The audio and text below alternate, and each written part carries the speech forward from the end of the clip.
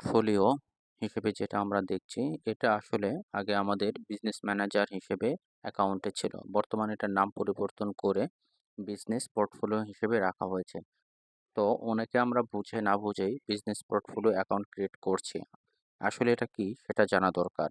এটা আসলে এমন একটা অ্যাকাউন্ট যেখান থেকে আপনি Facebook page, Facebook account, Instagram account, বিজ্ঞাপন অ্যাকাউন্ট, ক্যাটালগ ইত্যাদি অনেক কিছু এখানে অ্যাড করে রাখতে পারবেন এবং এখান থেকেই আপনি সেটাকে ম্যানেজ করতে পারবেন। এবং এখানে আপনি চাইলে আপনার পার্টনার অথবা অপারেটর অ্যাড করতে পারবেন, যারা আপনার অ্যাকাউন্টে লগ ইন করে এডিট করতে পারবে, কাস্টমাইজ করতে পারবে, অ্যাড করতে পারবে। এই সুবিধাগুলো ঠিক একটা অ্যাপসের মাধ্যমে করার জন্যই ফেসবুক আসলে এই কাজটা করেছে। তারা নতুন করে এখানে একটা পোর্টফোলিও করেছে, যেটা আসলে বিজনেস পোর্টফোলিও। তো এটা আসলে অনেকে না বুঝে আমরা করে ফেলি। তো এটা আসলে ডিলিট করব কি করে, চলুন দেখি। হ্যাঁ, ডিলিট করার জন্য আপনাকে পুরো ভিডিওটি খুব মনোযোগ সহকারে দেখতে হবে, অন্যথায় আপনি এটা ডিলিট করতে পারবেন না। তো চলুন কথা না বাড়িয়ে শুরু করি। আমাদের সিস্টেম ব্রাউজার ওপেন করতে হবে এবং সিস্টেম ব্রাউজার ওপেন হয়ে গেলে আমাদের ফেসবুকে লগ ইন করতে হবে, যে অ্যাকাউন্ট থেকে আমরা পোর্টফোলিওটা করেছি।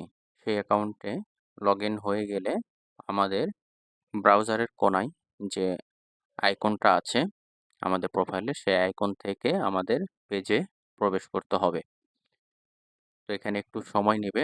পেজে প্রবেশ হয়ে গেলে আমাদের যেটা করতে হবে, মেটা বিজনেস সুইটে লগ ইন করতে হবে। তো মেটা বিজনেস সুইট আমরা ২ জায়গা থেকে লগ ইন করতে পারি। একটা হচ্ছে ঠিক প্রোফাইলে ওই জায়গা থেকে মেটা বিজনেস সুইট, এবং আরেকটা হাতের বাম দিকে এখানে মেটা বিজনেস সুইট আছে মেনুতে, সেখানে ক্লিক করে আমরা লগ ইন করতে পারি। তো মেটা বিজনেস সুইটে লগ ইন করার পরে আমরা এরকম একটা পেজ পাবো। এই পেজে মূলত আমাদের যে প্রোফাইল পেজ আছে সেই পেজটি দেখাচ্ছে।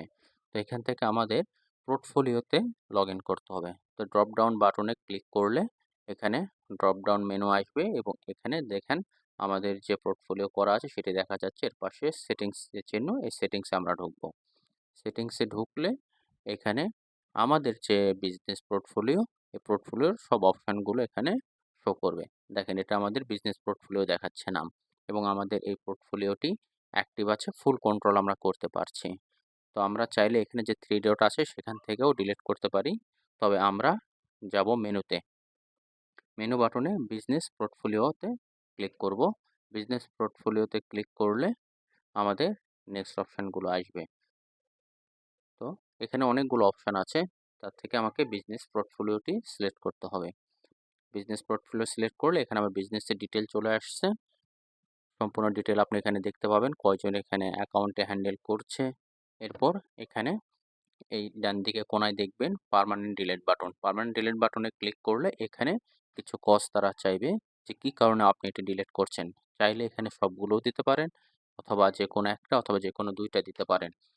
তো এটা আপনি টিক দেওয়ার পরে আপনাকে যেটা করতে হবে, নেক্সট বাটনটি তখন অ্যাক্টিভ হয়ে যাবে এবং নেক্সট বাটনে ক্লিক করে পরবর্তী মেসেজটি শো করবে এবং ইনস্ট্রাকশন দেবে পরবর্তীতে কী করতে হবে।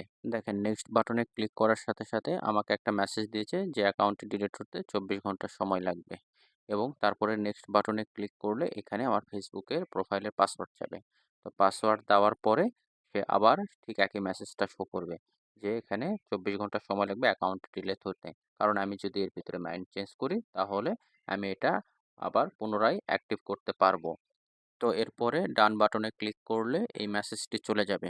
তো আপনি আপনার ড্রপ ডাউন মেনুতে গেলে প্রোফাইলে ঠিক আপনার পোর্টফোলিওটা শো করবে, কিন্তু এটা 24 ঘন্টা পরে আপনি যদি কিছু না করেন অটোমেটিক ডিলিট হয়ে যাবে। আশা করি এই ভিডিও দেখে আপনারা আপনাদের অ্যাকাউন্ট ডিলিট করতে পারবেন। ধন্যবাদ।